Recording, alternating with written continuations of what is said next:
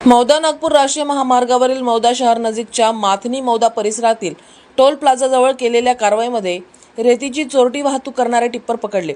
यात पोलिसांनी वाहन चालकाविरुद्ध गुन्हा दाखल करून त्यांच्याकडून एकूण 45,50,000 रुपये किमतीचा मुद्देमाल जप्त केला आहे। भंडारा जिल्ह्यातून मौदा मार्गे नागपूरच्या दिशेने रेतीची वाहतूक केली जात असल्याची माहिती मौदा पोलिसांना मिळताच माथनी शिवारातील टोल प्लाझाजवळ नाकाबंदी करून वाहनांची तपासणी सुरू केली। यात त्यांनी MH40 सिटी 4597 या क्रमांकाचा टिप्पर अडवून झडती घेतली। त्यात रेती आढळून येताच पोलिसांनी कागदपत्रांची तपासणी केली असता रेतीची विना रॉयल्टी वाहतूक असल्याचे चौकशीत स्पष्ट झाल्यानं पोलिसांनी रेतीसह टिप्पर ताब्यात घेत जप्त केले आहे। पोलिसांनी टिप्पर चालक चंद्रकांत पुरुषोत्तम दिघोरे राहणार भंडारा याच्या विरोधात गुन्हा दाखल केला असून त्याच्याकडून 45 लाख रुपयांचे टिप्पर आणि 50,000 रुपयांची 10 ब्रास रेती असा एकूण 45,50,000 रुपयांचा मुद्देमाल